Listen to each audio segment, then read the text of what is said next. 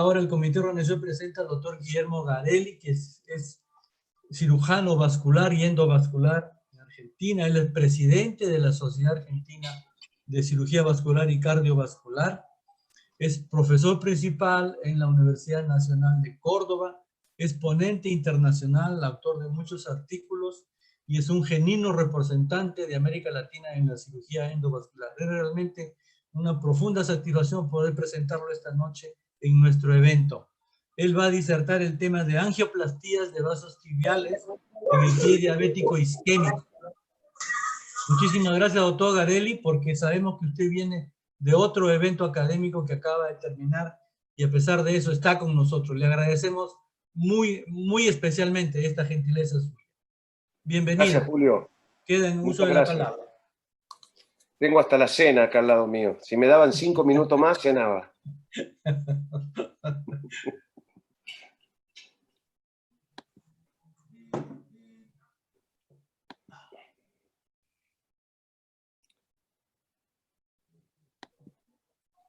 Se ve bien ahí, ¿no?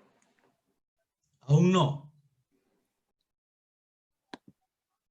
¿Aún no se ve? Sí, está compartida la pantalla, ¿eh? No proyecta nada, por lo menos no veo. Ingeniero, ¿usted ve la ponencia del doctor Garelli? No se ve. Tiene que darle un clic.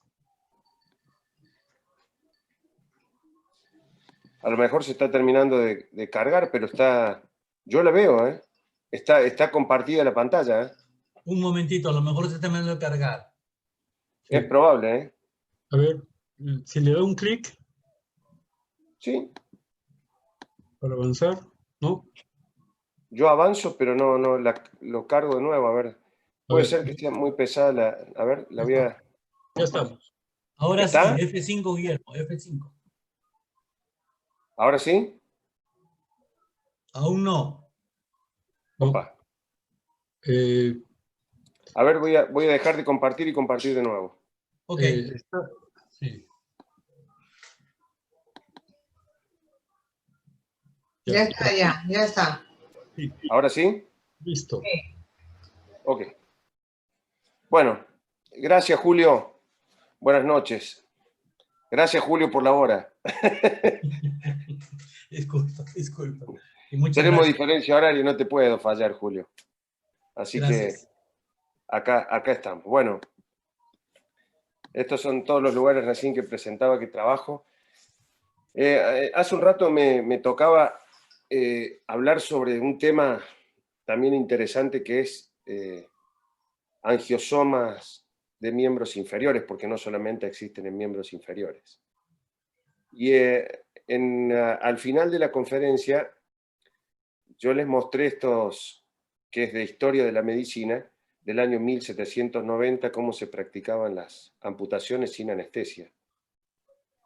Y la realidad es que ha pasado el tiempo, yo acá no lo agregué al fin, esto también un poco en las guerras que se llevaban a cabo las amputaciones sin anestesia, recién en el año 1840 se empezó a utilizar la anestesia para practicar las amputaciones. La realidad es que llegamos al año 2015 con una revisión de Medicare en casi 21.000 casos, donde claramente hacen referencia a la cantidad de procedimientos que se llevan a cabo, entiéndase amputaciones mayores primarias, que en el 71% no se practicó ningún proceso de revascularización previo, y en el 46% de los que se amputaron no se les hizo angiografía diagnóstica. Por lo tanto, la cantidad de años que han transcurrido y hemos llegado al siglo XXI y todavía seguimos de alguna manera preocupados o hablando de las amputaciones mayores.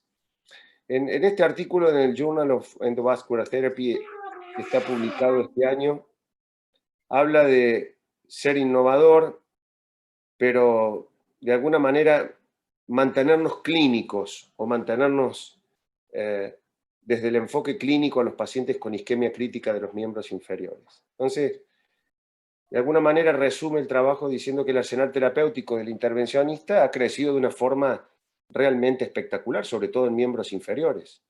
De hecho, cada vez tenemos más cardiólogos que nos avanzan en nuestra, no digo en nuestra patología, pero en la patología arterial periférica, de que durante muchos años no le prestaron la debida atención, y hoy se encontraron con que realmente es un territorio que estaba, no sé si abandonado, pero un tanto subestimado o despreciado, y que hoy más de un intervencionista está abocado al tratamiento de la patología arterial periférica. Y continuando un poco con el artículo, dice: el mejor tratamiento a menudo implica un enfoque específico de la lesión que coincide con la eficacia de las estrategias subyacentes para el tipo de enfermedad. Pero como conclusión final, y nada menos que uno de los autores es Mike Dake, dice: ha llegado el momento de actualizar las directrices, sea innovador pero manténgase clínico. Y sin lugar a dudas, más allá de todos los procedimientos, más allá de todos los métodos diagnósticos preintervencionistas o prequirúrgicos o preoperatorios, y tanto esos mismos empleados en el post-procedimiento, hay algo que es absolutamente soberano, que es la clínica, y lo va a seguir siendo. Esta tarde en la consulta vi varios pacientes. Yo no hago absolutamente nada de consultas flebológicas. Yo ya tengo un filtro en todas las instituciones que trabajo de que no veo nada, absolutamente nada flebológico. Y le trataba de hacer entender a una señora que yo no necesitaba que me sacara 450 estudios para demostrarme que podía o no tener una patología arterial periférica, sino que yo quería que me contara qué sentía. Y la señora claudicaba a los 40 metros o 50 metros. Y me decía: no llego a lo que nosotros decimos acá una cuadra, que equivale a 100 metros, me refiero a la calle, ¿no? Y yo le digo: señora, lo que me acaba de decir es pero muchísimo más importante que todos los estudios que usted me está mencionando. Que de hecho, no me cabe otra alternativa más que ahora sí ver sus estudios y considerar la posibilidad de estudiarla, porque usted está en una situación bastante complicada. A esta nueva sigla que se llama isquemia crítica amenazante de miembro, que también de alguna manera implica la inminencia de pérdida del miembro, habla de que es una enfermedad subvalorada, subdiagnosticada, pero lamentablemente, y sobre todo en Latinoamérica, y en eso nos tenemos que hacer cargo, pero ocurre en todo el mundo, es una enfermedad maltratada. ¿Cuáles son los puntos que quizás son relevantes en este último tiempo? El incremento en la población diabética, los pacientes octogenarios y nonagenarios. Nosotros vemos muchos, y sobre todo en una zona yo estoy en el centro del país, pero yo por ejemplo mañana me traslado a una zona a 200 kilómetros de acá, que es una zona, digamos, no de condiciones socioeconómicas humildes, todo lo contrario, pero abarca una población y una cantidad de pueblos y ciudades que nosotros prácticamente nos llegan unos 70 y pico mil pacientes, o no es que nos llegan, pero hay una comunidad de 70 y pico mil pacientes que acá le llamamos jubilados, donde potencialmente pueden presentar patología arterial periférica. Pero lo relevante de esto es que recibimos muchos pacientes octogenarios y nonagenarios. Y nonagenarios recibimos un promedio de 3 a 4 por mes. Octogenarios es para nosotros prácticamente moneda corriente. Todas las semanas, casi todos los días, tanto aquí donde me encuentro en este momento como en las dos instituciones donde voy a trabajar mañana, recibimos permanentemente pacientes octogenarios. Y por otro lado, el manejo de la enfermedad arterial periférica por otros especialistas en forma individual, sin el involucro multidisciplinario. ¿Y qué es lo que uno tiene que entender? Que la enfermedad arterial periférica no es tratar imágenes, sobre todo por esta nueva ola, por este nuevo aire del tratamiento endovascular, que todos sabemos que es un poco la primera línea de tratamiento en la enfermedad arterial en la situación de isquemia crítica, y eso implica que nosotros, o los que traten desde el punto de vista endovascular, no deben, valga la redundancia, tratar solo imágenes. En este artículo también publicado en American College of Surgeons, que es inglés, este journal, habla de lo siguiente y hace una referencia o una una conclusión donde dice una clínica caliente para los miembros fríos, el beneficio de las clínicas urgentes para los pacientes con isquemia crítica, y puntualmente hace referencia de que uno debe hacer las cosas bien por primera, no única vez, pero por primera vez en ese procedimiento para no tener que estar permanentemente reinterviniendo los pacientes. Y en este otro artículo, también publicado este año, habla de la enfermedad coronaria y la enfermedad arterial periférica. Y lo llamativo de esto, y esto es más que importante tenerlo en cuenta, sobre todo los que durante mucho tiempo subestimaron la patología arterial periférica, es que los pacientes con enfermedad coronaria tienen su enfermedad limitada a ese territorio, no en exclusividad, porque hay un porcentaje no despreciable de pacientes que tienen enfermedad arterial periférica, pero los que debutan o tienen enfermedad arterial periférica presentan enfermedad o padecen enfermedad en más de un territorio de la economía del organismo. ¿Qué ocurre? ¿Cuál es la historia natural de los pacientes que tienen enfermedad arterial periférica en isquemia crítica? Observen que al año aproximadamente el 25% de los pacientes son amputados. Sin embargo, la mortalidad a los 4 años con pacientes en isquemia crítica amenazante de miembro va desde el 52 al 63.5%, ¿según qué? Según la categoría de Rutherford, porque esto depende si de alguna manera tienen una categoría avanzada, que eso hace en cierta forma que los pacientes tengan un porcentaje o un incremento en las amputaciones mayores en relación a los estadios más precoces de la clasificación de Rutherford. ¿Y qué ocurre una vez revascularizados los pacientes? Ustedes pueden leer y apreciar que en un análisis observacional de casi 400.000 pacientes demostraron que los pacientes que fueron sometidos a revascularización de la arteria periférica no están exentos de riesgos. Por ejemplo, por lo tanto, tienen eventos isquémicos cardiovasculares casi en un 10%, esto entiéndase infarto agudo de miocardio, accidente cerebrovascular, y en un 41.9%, casi 42%, riesgo de amputación mayor durante un seguimiento de 2.7 años. Por lo tanto, tanto el que no se revasculariza, que tiene un pronóstico muy malo, como el paciente que se revasculariza no está exento de complicaciones en un plazo leve a moderado, un plazo medianamente corto de complicaciones. Ahora, cuando hablamos de fisiopatología de eventos isquémicos agudos, yo no quiero entrar porque es muy amplio hablar de lo que me toca a mí, que es de alguna manera revascularización infrapatelar y sobre todo con balones farmacológicos. Acá, en este comentario editorial, dice un paso en la dirección correcta. Entonces, hacen mención que históricamente los ensayos clínicos en enfermedad arterial periférica caían en 2 grandes categorías. Los juicios procesales, centrados en la permeabilidad, a menudo según lo medido utilizando imágenes no invasivas independientemente de los síntomas, y ensayos de terapia médica, centrados principalmente en eventos cardiovasculares adversos mayores, lo que hoy se llaman MACE, o alivio de los síntomas. ¿Qué significa esto después de que uno muestra todo lo anterior y habla de la enfermedad arterial periférica? Este es un árbol de tejo, y esto es una conífera nativa del noreste pacífico de Norteamérica, que se extiende desde el extremo sur de Alaska hacia el sur hasta alcanzar el centro de California, y no es ni más ni menos que desde su corteza, que acá lo pueden ver ustedes en esta imagen, que desde su corteza se extrae lo que se llama el tejo o puntualmente el paclitaxel, que es con lo que se impregnan los balones farmacológicos para realizar las angioplastías con balones medicados. ¿Qué es el tejo? Es un árbol de crecimiento muy lento y longevo. Es un árbol ornamental, es una madera muy densa, que es flexible, por el otro lado es imputrescible. La toxicidad del tejo fue conocida desde épocas muy antiguas. Los griegos creían que dormir apoyado en un tejo acarreaba una muerte temprana.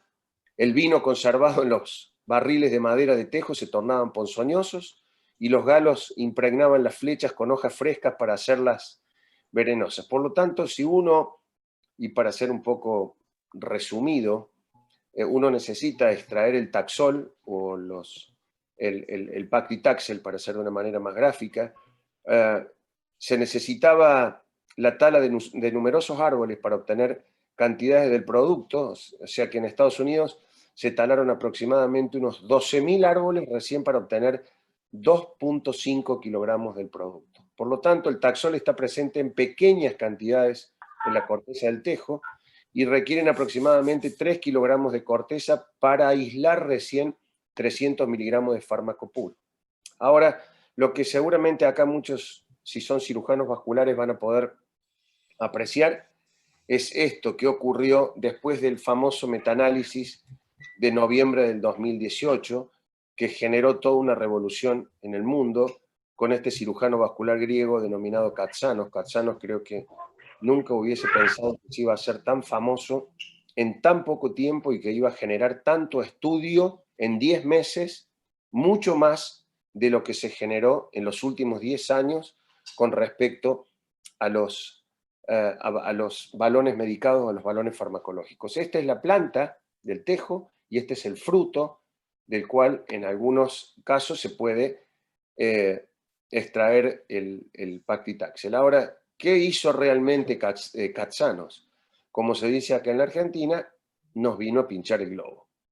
Nos complicó de una manera importante porque, no para Argentina, para el mundo, porque empezaron todas las controversias en relación a qué se hacía no para el segmento infrapatelar, porque en ese momento no fue el cuestionamiento, sino para el segmento femoropopliteo, qué se hacía con los dispositivos medicados. Ahora, volviendo un poquitito para atrás y dejando de lado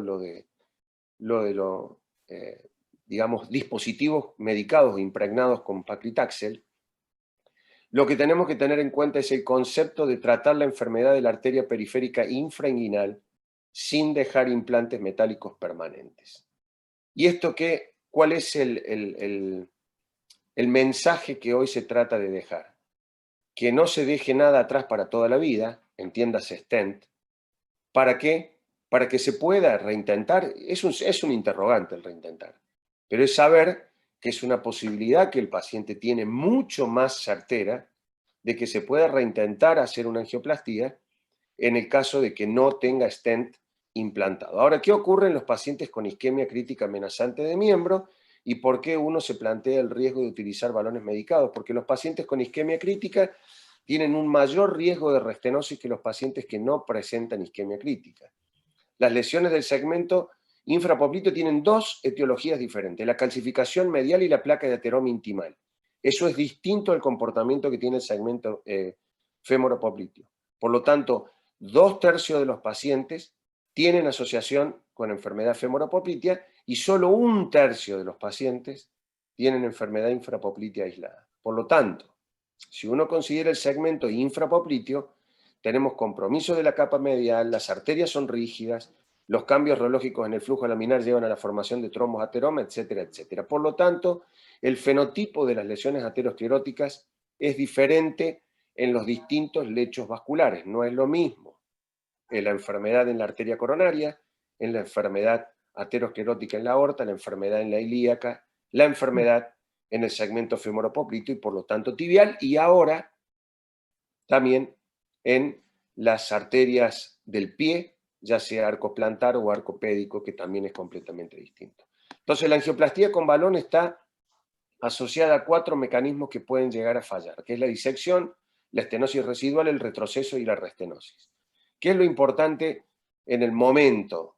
La disección, que uno tiene que tener en cuenta para saber si no tiene compromiso de flujo, puede tener un grado de disección, de hecho hay una clasificación para saber los grados de disección y en base a eso uno debe a posteriori actuar, y la restenosis, que es una respuesta biológica inflamatoria que ocurre en el tiempo y que es un fenómeno biológico que a partir de los 6 meses uno puede considerar que el paciente, si tiene enfermedad, es considerada enfermedad aterosclerótica. En Endovascular Today se publicó de alguna manera en un reportaje o fue un reportaje, una nota que se le hizo a Katsanos en relación al paclitaxel. Y lo llamativo de todo esto y todas las conclusiones que sacaron era que una terapia ampliamente utilizada para la enfermedad arterial periférica de las extremidades inferiores era impensado que podía acarrear un riesgo de mortalidad. Se aprendió más sobre el diseño de los ensayos en enfermedad arterial periférica y la conducta en los últimos 10 meses o en los 10 meses posteriores a la publicación de Katsanos que en los 10 años anteriores. La FDA sugirió, de alguna manera, no prohibió, el uso de los dispositivos medicados en pacientes que tienen alto riesgo de estenosis. Pero hasta ese momento la población no estaba concretamente definida, hoy sí lo está, y se tiene en cuenta, mediante un consentimiento informado, de que los pacientes deban ser debidamente, valga la redundancia, informados de lo que se le va a hacer y lo que se le va a colocar, pero los dispositivos se siguen utilizando. Y encontrar una posible señal de mortalidad del paclitaxel en dispositivos recubiertos en las arterias periféricas fue sorprendente. ¿Por qué? Porque ya había experiencia en las arterias coronarias. Entonces eso fue de alguna manera algo que llamó poderosamente la atención en todos. Entonces, ¿de qué depende de alguna manera el éxito terapéutico o de la terapia endovascular con los balones medicados? ¿De qué? De la absorción, de la distribución, de la retención del fármaco en la pared arterial. Y de esto también surgieron todo un espectro de situaciones como los excipientes hidrófobos, que quizás es uno de los mejores y de los que no ha generado y causado embolización, que es el butiril triaxilocitrato, que son quizás, que es el excipiente de las nuevas tecnologías de los balones, que esto a su vez favorece que se distribuya homogéneamente el fármaco, que es hidrófobo, durante el proceso de recubrimiento, y se espera que permite el seguimiento de los balones medicados con una pérdida mínima del fármaco. Ahora, las interacciones de la matriz de recubrimiento con la superficie del globo han dado resultados mixtos en cuanto a transferencia de drogas. No vamos a entrar mucho acá en lo que es transferencia y no transferencia, porque no quiero tampoco aburrir con eso, porque es algo bastante largo y tedioso, pero lo importante es saber cuál es el excipiente, de qué están hechos los balones nuevos o los buenos balones, que es de PEVAX o poliéster bloqueamida, que son flexibles, delgados, hidrófobos y permite que naveguen bien. Entonces, ¿cuáles son los 4 principios para que exista una buena liberación de la droga desde los balones medicados? La transferencia de la cobertura, la disolución de la droga en la pared arterial, la absorción de la droga y finalmente la distribución de la droga. Y en esto se hizo un análisis comparativo o de alguna manera, no sé si un análisis, pero se diferenció la forma de transferencia del paclitaxel con respecto a los limus, ya sea sirolimus, everolimus hay otros más, pero en lo que es periférico solamente es sirolimus lo que se está utilizando. Ya en coronario no, está el tacrolimus, el sirolimus, everolimus, o sea, hay varios derivados de la rapamicina. Entonces se encontró que el paclitaxel se transfería predominantemente a la túnica media y los análogos del limus se encontraban por igual tanto en la capa media como en la adventicia. Y es un poco la política de hoy de estudios que se está haciendo sobre los balones medicados. Entonces, ¿qué se genera cuando uno realiza una angioplastía? Valga la redundancia, una mejora aguda en el diámetro de la luz. ¿Por qué? Porque hay una ruptura de la pared del vaso. Todos sabemos que se generan grietas y dehiscencias de la íntima con un estiramiento de la capa media adventicia. Entonces, esta angioplastía con balón dilata las fibras elásticas y musculares, y cuando la fuerza ejercida por el balón o el globo ejerce la elasticidad de la pared del vaso, se produce la deformación plástica y por lo tanto la arteria ya no va a volver a tener su tamaño anterior. Clínicamente, y como nosotros por ahí eso lo evidenciamos, el paciente manifiesta cierto grado de dolor por ahí cuando se hace un estiramiento importante para tratar de lograr la ganancia de la luz, que en cierta forma también está relacionado con el grado de disección. Y en cuanto al tiempo de insuflación, sobre todo en los balones medicados, que se aconseja que vayan de 1 a 3 minutos, nosotros en nuestro equipo o en lo particular utilizamos insuflaciones de 3 minutos, lo que hoy se trata de recomendar es que las insuflaciones sean más prolongadas para que haya menor posibilidad, no mayor transferencia de la droga, pero menor posibilidad de disección y oscila entre los 7.8 más o menos 2.7 minutos. Entonces, ¿qué otro punto fundamental juegan los balones? No exclusivamente los balones medicados, y en esto no tiene nada que ver el paclitaxel. ¿Qué rol juegan los balones en cuanto a la longitud? Es fundamental porque se evitan menos disecciones. Mientras más largos sean los globos, hay menores disecciones y sobre todo en los extremos del balón, que eso hace que genere mucho menos ruptura de la arteria, y sobre todo en las arterias infrapopliteas, que son arterias que tienen un gran contenido de calcio. Ahora, lo importante es que es un poco lo que yo he planteado en una compañía, en una reunión con los ingenieros, es decirle, lo que necesitamos son balones cónicos, porque la arteria no tiene infrapatelar, o las arterias tibiales no tienen el mismo diámetro proximal que el distal, por lo tanto, uno tiene que contar con la posibilidad de tener balones cónicos y largos, obviamente, balones de 200 y 250, o sea, de 20 a 25 centímetros, para evitar la menor cantidad de disección posible.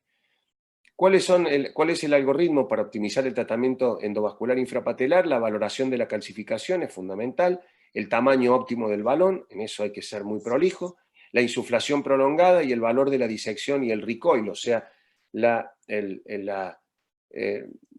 acortamiento, digamos, post-angioplastía, que uno lo tiene que tener muy en cuenta porque puede ser el fracaso inmediato de la angioplastía. En cuanto a las recomendaciones, no quiero entrar mucho en detalle, prefiero mostrarle algunos casos. ¿Cuáles son los principios básicos para una revascularización endovascular exitosa? El flujo directo a través de un vaso tibial o de más vasos, dependiendo la extensión de la lesión, si lo tiene. Hoy se trata de aconsejar perdón, por las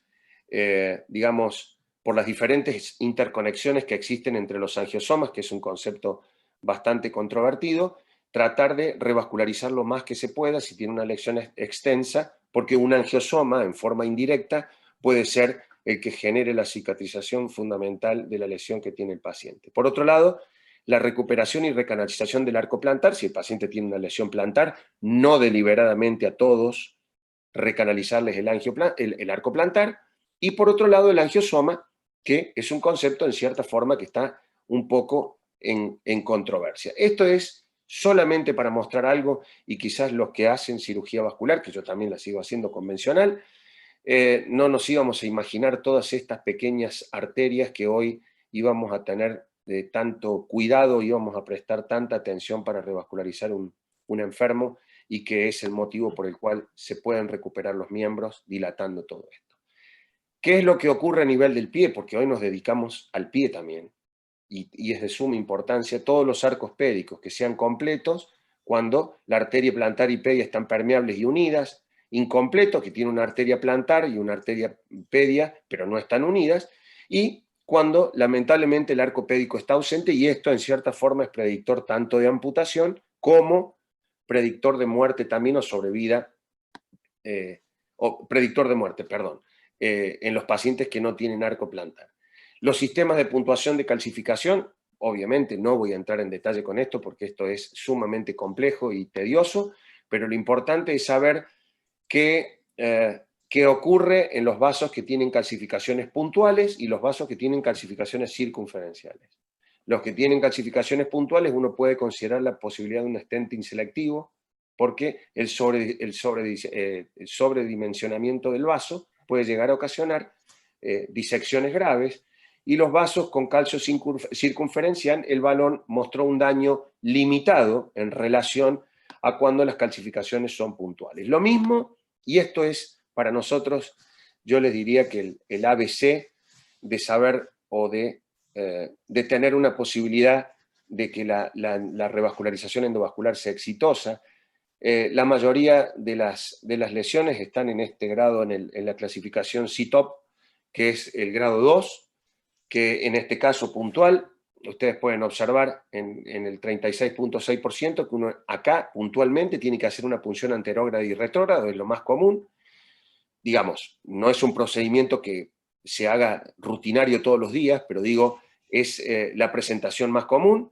Lo más común que nosotros quizás tenemos gracias a Dios es esto, porque las punciones anterógradas y retrógradas, no digo que sean imposibles de hacer, pero son más complejas, y estos estadios, el 3 y el 4, que son estadios más complicados, acá hay que ir directamente retrógrado, y en este caso en particular es complicado tanto ir anterógrado como retrógrado, porque los bordes son en sentido proximal, si uno va a punzar, son convexos, por lo tanto cuando uno se acerca con la cuerda o con la guía tiende a dirigirse o a encaminarse hacia el espacio subintimal, entonces vamos por una falsa vía en relación a que cuando uno ingresa en concavidad.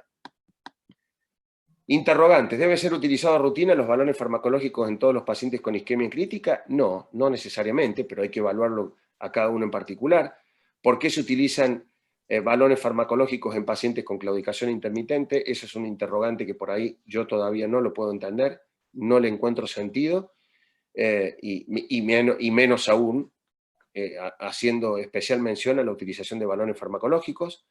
Los estudios diseñados para demostrar mortalidad a largo plazo con el uso de balones farmacológicos ha sido todo mezclado. La realidad es que han mezclado dispositivos, entiéndase stent farmacológicos, que tienen una situación distinta a los balones farmacológicos, y a su vez han mezclado pacientes claudicantes con pacientes con isquemia crítica, que son dos poblaciones completamente distintas en cuanto a evolución a sobrevida, la longitud del balón que les acabo de mencionar recién, la insuflación prolongada, y la posibilidad de balones cónicos, que es sumamente importante. Entonces fíjense lo que ha ocurrido desde el 2010 al 2018, y sobre todo en pacientes con claudicación intermitente.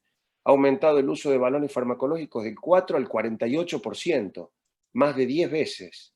Entonces, esto está publicado este año, entonces uno dice, ¿cómo puede justificar la utilización en los pacientes con claudicación intermitente? En donde las guías globales de tratamiento del manejo de la enfermedad arterial periférica en estadio de isquemia crítica, y claramente lo dice acá, los trials que fueron en los que se enroló pacientes con claudicación intermitente, hubo una minoría que fue del 11%, que estaban en el estadio de isquemia crítica. Entonces esto por ahí es lo que no se entiende.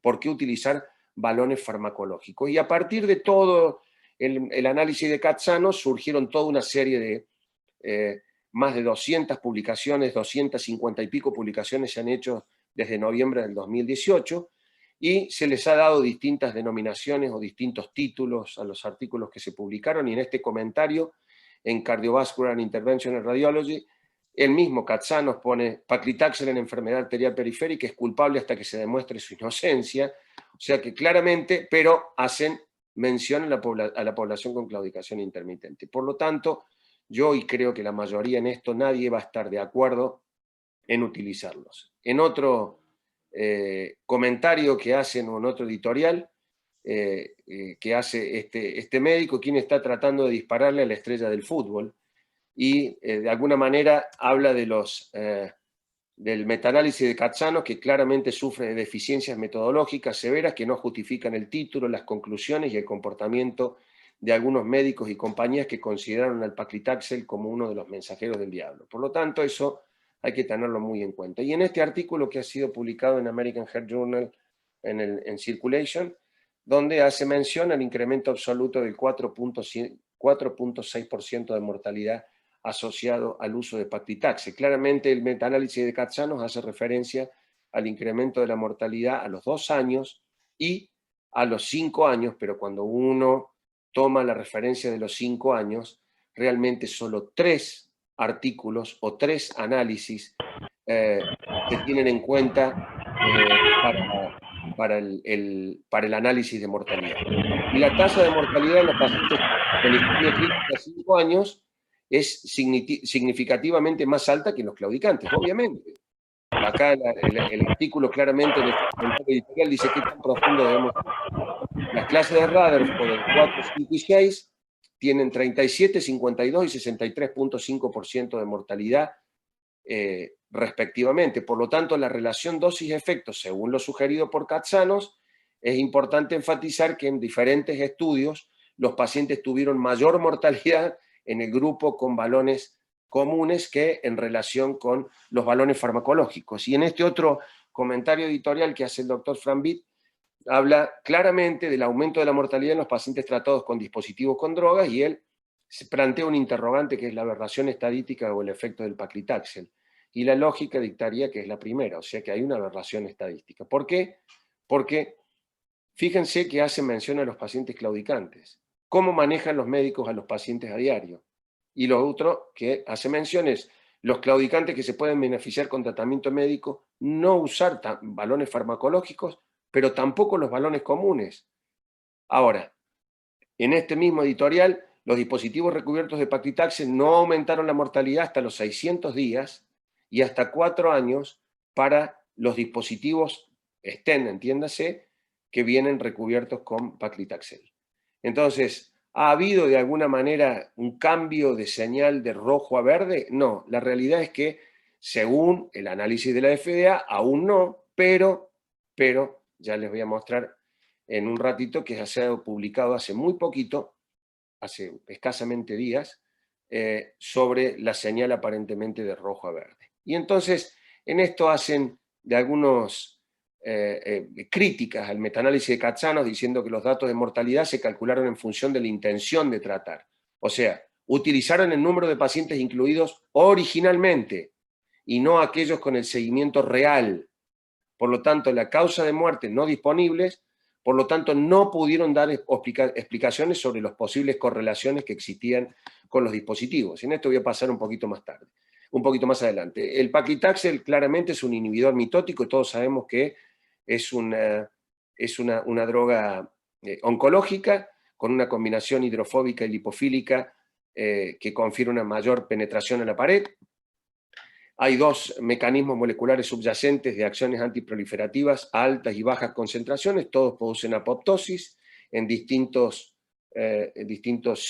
puntos del ciclo celular, que tampoco quiero entrar en detalle, pero de tanta crítica y de tanta dureza que se le puso a los balones farmacológicos, hay que tener en cuenta lo que se hace oncológicamente, que se infunde por vía intravenosa hasta una dosis de 175 miligramos por milímetro cuadrado equivalente de superficie corporal, que esto equivale a 300 miligramos. Ahora, ¿qué pasa si uno, por ejemplo, va a utilizar un balón farmacológico en donde todos sabemos que el rango de los balones farmacológicos van de los 2 microgramos por milímetro cuadrado de superficie de balón hasta los 3.5 microgramos por milímetro cuadrado de superficie del balón? Lo importante en esto es que las dosis superiores no han demostrado mayor efectividad que las dosis inferiores, o sea, las dosis de 2 microgramos por milímetro cuadrado de superficie. Pero traducido, traspolado, o extrapolado, mejor dicho, lo oncológico al balón impregnado de paclitaxel, es que si nosotros utilizamos un globo o un balón de 6 milímetros por 120, o sea, por 12 centímetros de largo, eso equivale a 8 miligramos. Si uno tiene en cuenta que en un paciente oncológico se pueden hacer hasta 300 miligramos por paciente, teniendo en cuenta las distintas etapas o ciclos que se vayan utilizando o que se vaya haciendo para el tratamiento oncológico. Simplemente para mostrar, quizás yo muestro esto porque es con los balones que más experiencia tengo y por supuesto porque tengo un conflicto de interés también, soy un proctor de la compañía, pero independientemente de esto, yo en el lugar donde trabajo, en 3 años hemos tratado 600 pacientes con enfermedad arterial periférica con balones farmacológicos, y como nos han autorizado siempre el mismo, no porque pidamos ese, podemos tener una experiencia o una opinión más uniforme. Quiero pasar un poquito más rápido para mostrarles los casos. Y simplemente mostrar esto. Esto es un masculino de unos 75 años de edad que tenía un bypass previo. Me resultó un poco extraño porque las cicatrices estaban, pero la realidad es que nos consultó por dolor de reposo en isquemia crítica grado 3, si uno considera la clasificación de Fontaine. Pero me llamaba la atención eso, que el paciente decía que tenía dolor de reposo. Nosotros vamos muy selectivamente y con una punción anterógrada. Yo bajé un catéter casi hasta la poplite, ustedes pueden observar. Ahí tenía enfermedad de la peronea. Ya uno va mucho más selectivamente y puede observar que la única arteria de salida que tenía una estenosis subtotal, por lo tanto decidimos hacer un balón farmacológico de 2.5 por 150 y finalmente obtuvimos, que yo todavía siempre tengo la precaución de no sacar la guía hasta tanto no tener una certeza un poquito ya tranquilo de que no está disecada o que no tiene recoil, pero acá ya se puede ver la uniformidad de la arteria porque logramos, y fíjense lo que hace un balón largo, que mantiene la uniformidad de toda la arteria. Estamos hablando de la arteria peronea, que acá cambia de calibre, tiene dos ramas, como todos sabemos, o los cirujanos vasculares, y eso hace que tenga un calibre inferior y que uno tenga que tener cuidado con el balón. Este también es otro caso donde vamos selectivamente también con un catéter guía, con una enfermedad claramente infrapatelar, con un solo vaso de salida, angioplastía con balón, este también es balón farmacológico, y el resultado final fue este, que logramos un buen calibre del vaso y por lo tanto una mejoría clínica más que evidente. Fíjense cómo se arboriza el pie a través de la rama anterior que le emite la arteria peronea hacia la arteria pedia. Este es otro caso, un masculino de 70 años, diabético extabaquista con antecedente de amputación del miembro inferior izquierdo en el 2016. Le hicimos 2 angioplastías previas en agosto del 2018 y en noviembre del 2019 y nos consultan nuevamente hace 40 días aproximadamente por dolor de reposo. La angiografía diagnóstico, oclusión total de la tibial posterior derecha, oclusión proximal y estenosis multisegmentaria de la arteria, perdón por la escritura, de la arteria tibial anterior derecha y la oclusión total de la arteria peronea. También bajamos con la punción anterógrada, bajamos con un catéter selectivamente y encontramos la arteria tibial anterior, pensábamos que podíamos atravesarla, efectivamente, él tenía también un pie bastante sufrido, bajamos con un balón hasta la arteria pedia, ahí lo pueden ver insuflado al balón, ahí nuevamente predilatamos primero, después utilizamos un balón, ahora estamos utilizando balones un poco más grandes en el pie, y el control final,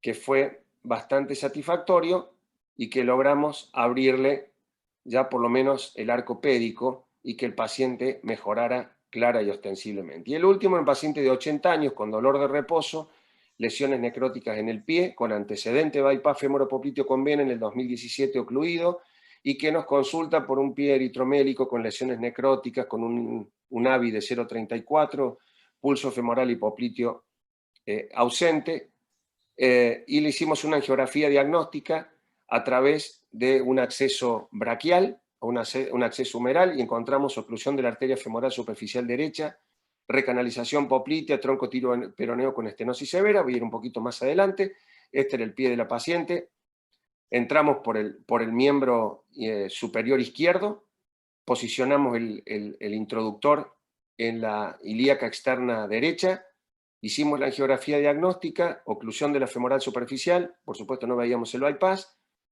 yo digo intentemos, es una paciente de casi 90 años, y por supuesto con una mala salida. Pero como en esta etapa de COVID tratamos, en la medida de lo posible, intentar ir por el miembro superior para, si todo va bien, en 3 horas el paciente se va de alta a la casa.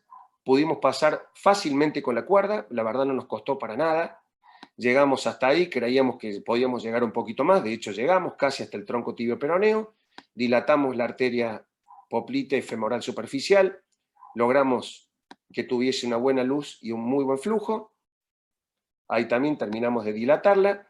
Este fue el control, la verdad que pequeñísima disección ahí que me dejaba cierta duda, pero acá cometí un error, que es esta mancha que está acá, que en el exceso de confianza yo quería llegar hasta donde más pudiese para tratar de darle salida sobre todo a la peronea, pero por ahí el exceso de confianza lleva a que se genere esto, que es la ruptura de una arteria, no es nada grave, pero la arteria se rompió. La paciente evolucionó bien, simplemente tuvo un dolor en la pantorrilla que le llevó unos días, digamos, hasta que le calmó, pero decidí, porque no terminaba de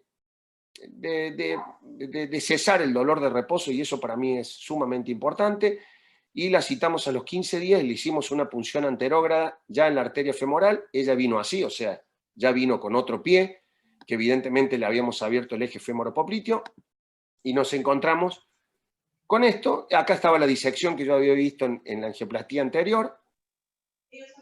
Decidí colocarle un stent y, por supuesto, abrirle la tibial anterior y la peronea, y la paciente mejoró. Hasta acá pudimos llegar, ya acá esto era infranqueable, pero por lo menos mejoró y tuvo una evolución más que satisfactoria y está evolucionando bien. No quiero abusarme de la confianza. Si quieren, el último caso, esta paciente con una lesión en la cara anterolateral derecha del pie, o en el dorso y lateral derecha o lateral externa del pie, de 5 años de evolución. Le hicimos también una angioplastía. Estos fueron la evolución que fue teniendo. Esto es una fotografía de hoy. Fíjense cómo en un mes ya se rellenó la herida después de 5 años de evolución. Y también punción anterógrada en una paciente obesa, con una estenosis en la femoral, estenosis en la poplitea, con una mala salida. Entramos con la guía dentro del pie, ahí lo pueden ver. Dimos la vuelta por el arco hacia la arteria tibial anterior. Insuflamos el balón lo más que pudimos en la tibial posterior y plantar, después en las 2 lesiones que tenía poplitea y femoral, y finalmente obtuvimos este resultado que fue para nosotros más que satisfactorio, porque habrán visto las lesiones cómo mejoraron y cómo le abrimos, salvo este pequeño segmento, le abrimos prácticamente todo el arco pédico y plantar. Como conclusión, y no quiero seguir aburriendo, el principal desafío que tenemos con los balones farmacológicos es que haya una verdadera transferencia efectiva del fármaco y una minimización de la pérdida, ya sea en la navegabilidad o cuando uno lleva el balón hasta la zona target, con una menor cantidad de pérdida de partículas que embolicen. Estos dispositivos nuevos no embolizan, tienen mejor permeabilidad y mejor TLR, que es la lesión target, a los 12 meses de seguimiento, eso todos lo sabemos. Los balones con baja cantidad de microgramos por milímetro cuadrado han demostrado ser efectivamente terapéuticos en relación a dosis elevadas. La utilización de balones largos para evitar las disecciones, iniciar los procedimientos con balones más pequeños para luego sobredimensionar la lesión, y la insuflación prolongada de más de 2 minutos. Pero voy a mostrar esto último que me interesa, que esto ha sido publicado ahora, que está comenzando a cerrarse la puerta en la controversia del paclitaxel. Esto es más que importante porque esto fue en el TCT discutido, y que acá una de las figuras que ustedes claramente lo pueden ver, que es el doctor Frambit. Así que esto es sumamente alentador. Entonces, uno como conclusión puede decir que si el Taxus brevofilia, que es el árbol de tejo, es el árbol de la vida o de la muerte, o ambos. Y finalmente, cuando uno analiza la sigla de isquemia crítica amenazante de miembro, lo que tenemos que tener en cuenta es que siguen las controversias, las amputaciones mayores siguen siendo altas, existen desarrollos de nuevas terapias y, por supuesto, seguimos teniendo incertidumbres en una serie de situaciones al respecto. Muy bien, muchas gracias. Muchísimas gracias, doctor Garelli, por su brillante ponencia. En realidad todos estamos capacitándonos, adquiriendo nuevos conocimientos para... La tarea es disminuir las amputaciones, ¿no? Disminuir las amputaciones. Doctor Scaglia, doctor Fernando Bautista, ¿tienen ustedes algunas preguntas para el doctor Garelli? Ingeniero, ¿puede proporcionarles el micro, por favor?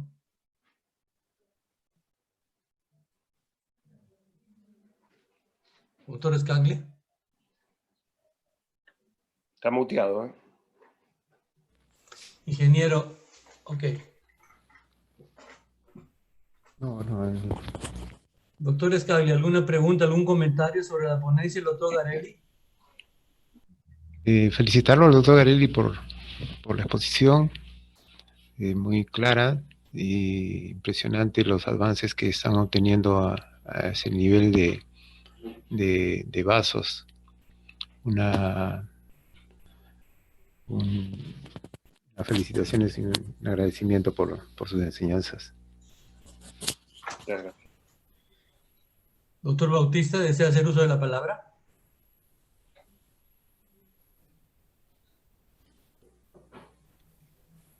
No escucha, ¿eh? O se fue a cenar. Conmigo no está, ¿eh?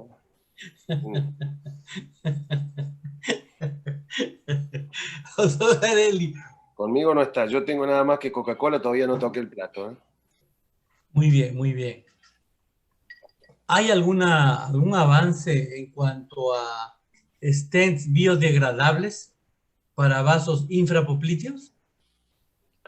Sí, lo hay, pero la realidad es que no hay, todavía no hay la suficiente experiencia como para ponerse a analizar eso y no están, digamos, no están a la venta o en el mercado, ¿no?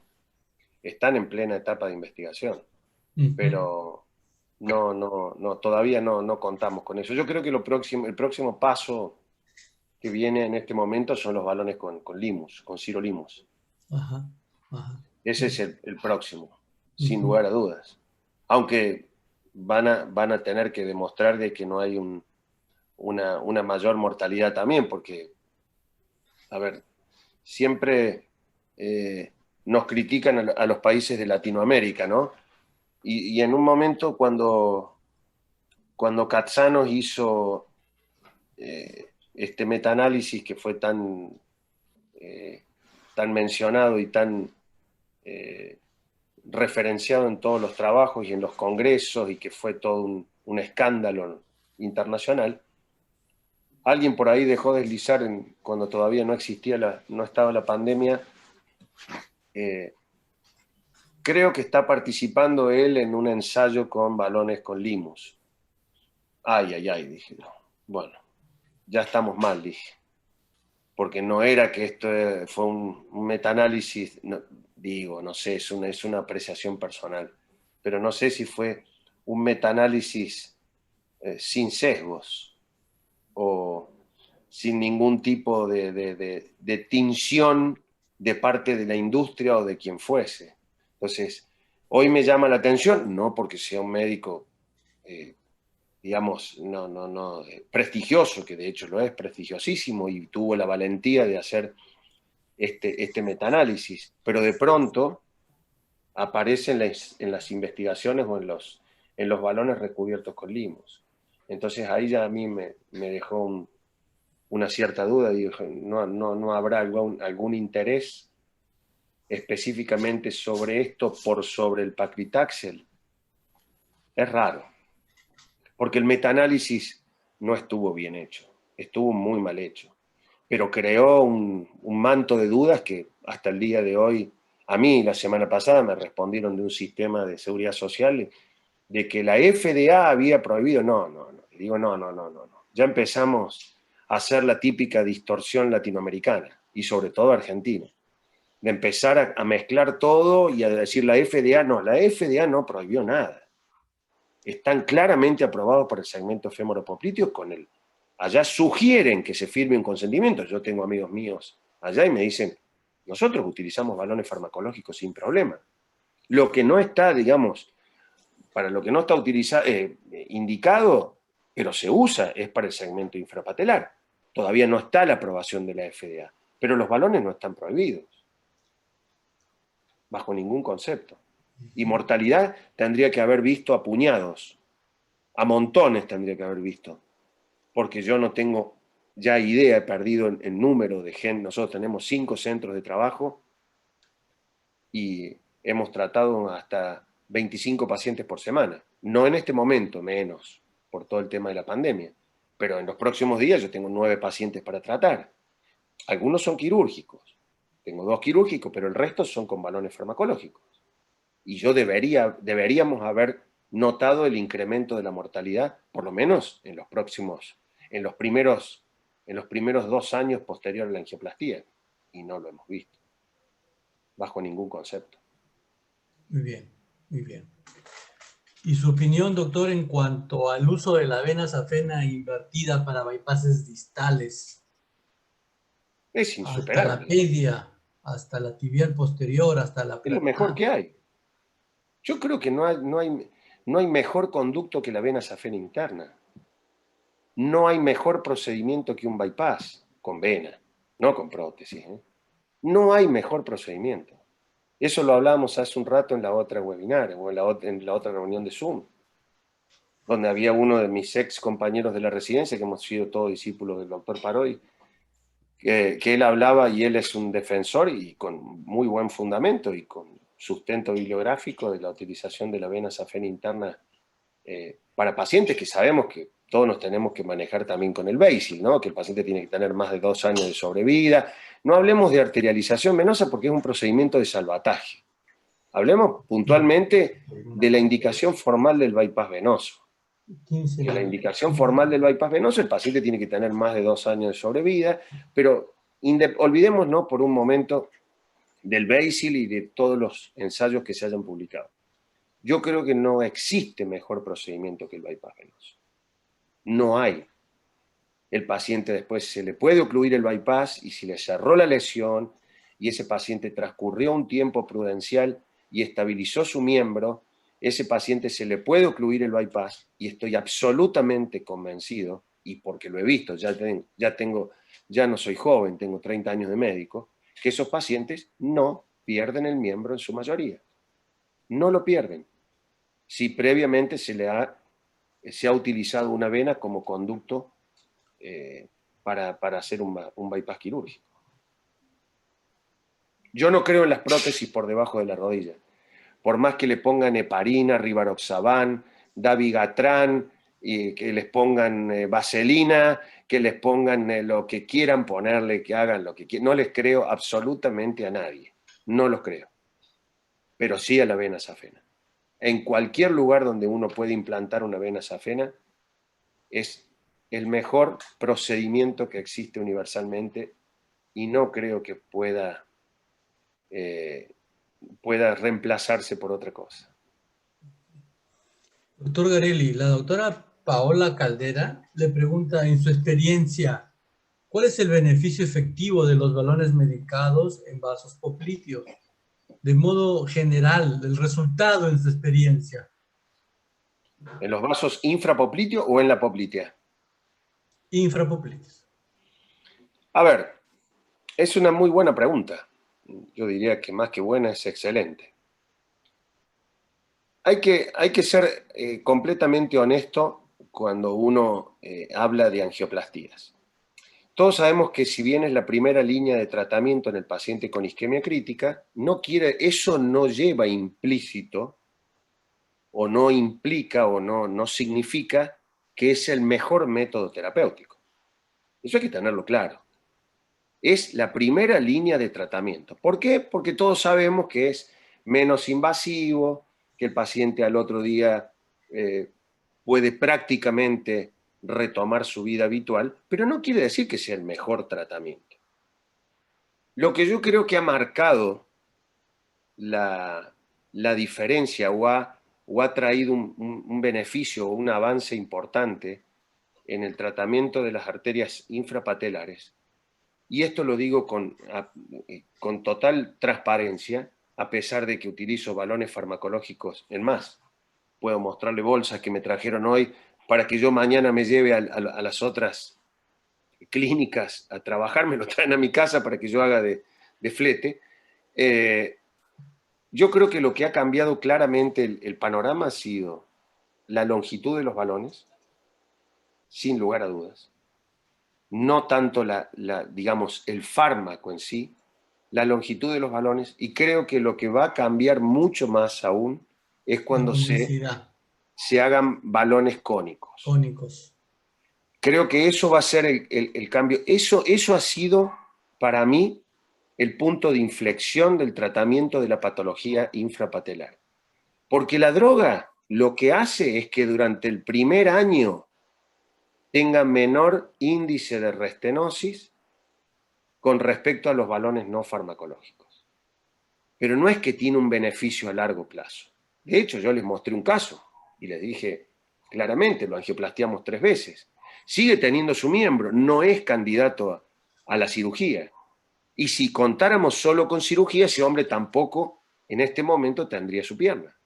ya no la tendría más a la derecha. Ya no tiene la izquierda, que no se la amputé yo, no quiere decir que no tengamos, pero el porcentaje de amputaciones que nosotros tenemos anualmente en relación a la cantidad de casos que tratamos es muy por debajo de la media que se publica a nivel mundial. ¿Pero por qué? Porque somos un equipo uniforme y hay una serie de condiciones, no porque seamos ninguna estrella, no somos estrellas de nada, absolutamente de nada, no existen las estrellas en el equipo nuestro, somos todos iguales, todos tenemos derecho a opinar, todos hacemos lo mismo y todos tenemos más de 15 años trabajando juntos. Por lo tanto, ese es el secreto del resultado nuestro. No que seamos buenos. Buenos no somos nada, ni de carácter somos buenos. Pero lo que hacemos es siempre lo mismo y no tratamos de hacer cosas que vayan a generar un problema o a alguien se le ocurre inventar algo. Si alguien quiere hacer algo diferente, se habla y se dice, mira, a este le podemos hacer tal o cual cosa.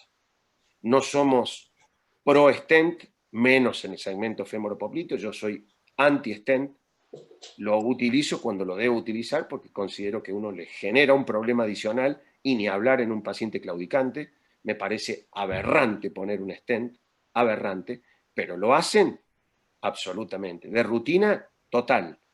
Y es la primera arma que le echan mano para tratar una estenosis o una oclusión del segmento femoropopliteo, no tengan la menor duda. Y cuando se descuiden con los stent miméticos estos que parecen que fuese la panacea y la gran salvación y que son los que no se quiebran, no se fracturan, no se trombosan, por Dios, los ponen hasta la arteria pedia. Disparatado, me parece demencial y no tener absoluta idea de lo que es tratar la patología arterial periférica. Están tratando imágenes. Y no voy a mencionar bajo ningún concepto a ningún especialista que haga eso. Simplemente digo que quienes lo hagan y quienes lo hacen, desde mi punto de vista, no conocen la patología arterial periférica. Porque el que la conoce sabe que si uno le pone un stent medicado o no, no interesa a esta altura ya si tiene droga o no, uno sabe que le está implantando un problema al paciente. El que conoce la patología, que puede ser Julio, Luis y el otro doctor que se me fue a cenar, que por lo menos lo hubiese invitado yo acá. Pero la realidad es que sabemos que nosotros le estamos generando un problema extra. Bien. El doctor Juan Oscar Molina le hace llegar sus felicitaciones y su agradecimiento desde Guatemala a todos ustedes por sus ponencias. Y nosotros, el comité organizador, doctor Garelli, le presenta su profunda gratitud por estar con nosotros esta noche en una ponencia muy importante, muy importante. Acá está, perdón Julio, acá está el doctor Juan Bautista. Ah, sí. Sí, gracias. Probablemente quiera decir algo. Doctor Bautista, ¿tiene usted alguna pregunta para el doctor Garelli, según su ponencia?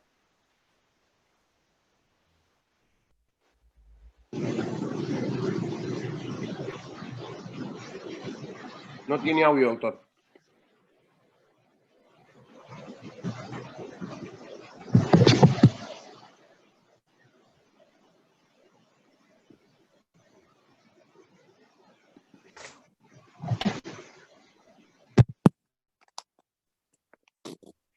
No, totalmente de acuerdo con los conceptos que ha vertido el doctor Garelli. Me parece muy interesante, sobre todo, digamos, por la experiencia que él maneja. Y obviamente, digamos, las indicaciones ya están dadas, solamente hay que seguirlas. Es muy importante todas las cosas que él ha acotado, ¿no? No tengo mayor comentario que hacer. Más bien, yo quería hacerle una pregunta al doctor Scaglia, si me permite, doctor. Mire, en la experiencia que yo tengo de lo que es revascularización, arterialización de la red venosa del pie, yo me acuerdo hace años, estuve con el doctor Lengua y con él operamos un par de casos, si mal no recuerdo, y yo intenté reproducir su técnica en el hospital donde yo trabajo. Me fue muy mal. O sea, los 3 pacientes que hice allá, me fue muy mal. el paciente, digamos, hizo un edema del pie impresionante. Y prácticamente casi el paciente me pidió que le amputase el pie.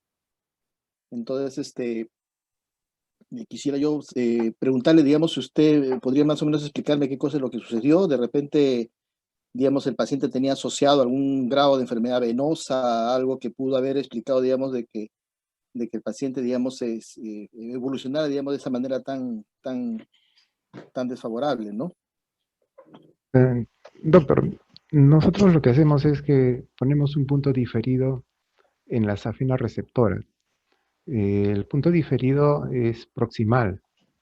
La idea es de que el flujo arterial no vaya completamente hacia el pie, sino que también tenga una parte de retorno. Me parece que ese punto diferido, que lo ponemos como un cadalso a la safena, lo cerramos después de 3 días. Y entonces, después de 3 días, recién ya el lecho venoso se ha abierto y entonces el flujo ya arterial va hacia el pie totalmente. Tal vez esa sea una de las causas por la que hizo el edema. No sé si es que usted habrá usado el cierre de la safena proximal antes, en el momento de la cirugía. Tal vez esa Sí, sea una de las causas. tal cual me enseñó el doctor Lengua, digamos, cuando aprendí a hacer la técnica con él, ¿no? Bueno, Sí. yo estoy interesado, digamos, obviamente en volverla a hacer, porque evidentemente, digamos, hay casos que, digamos, no entran en todos estos esquemas y realmente, digamos, es una opción interesante, digamos, para esos pies que ya no tienen ningún remedio, ¿no? Así es, doctor. Hasta sé que un colega creo que trabajó con él, o trabajó creo que en Hipólito Unanue, hizo una tesis de posgrado donde demostró, digamos, un salvataje de prácticamente el 50% de las piernas que, digamos, el doctor Lengua operó, que lo que me parece extraordinario, digamos, en un paciente que tiene 0 posibilidades de salvataje, salvar a la mitad de estos pacientes, digamos, es un éxito rotundo, ¿no? Entonces sí me parece muy interesante y había que nuevamente revisar entonces la técnica para poder darle una opción, ¿no? Sí, doctor. El tema también es de que digamos, la anastomosis de la safena que trae flujo arterial a la safena en su lecho, yo lo hago un poco más arriba del tobillo. Esa es la única variante, digamos, que yo le echo a la modificación a la técnica del doctor Lengua. De repente eso también podría usted aplicarlo, doctor. Si no, bueno, a nosotros nos ha dado un resultado de aproximadamente 95% de éxitos en las cirugías. Se han perdido, sí, dedos, tarsos, pero han conservado el resto del pie, ¿no? Y el manejo postoperatorio, ¿qué hacen ustedes? ¿Antiagregan al paciente? ¿Anticoagulan? ¿Cuál es Al principio, su postoperatorio? los primeros casos los manejamos con heparina, con Clexane, con la enoxaparina, pero ya prácticamente no lo estamos haciendo. Al segundo día lo hacemos, al día siguiente de la cirugía lo hacemos caminar y lo hacemos empezamos a tomar con clopidogrel, que ya lo manejamos así, ¿no? Se van de alta más o menos al cuarto, quinto día.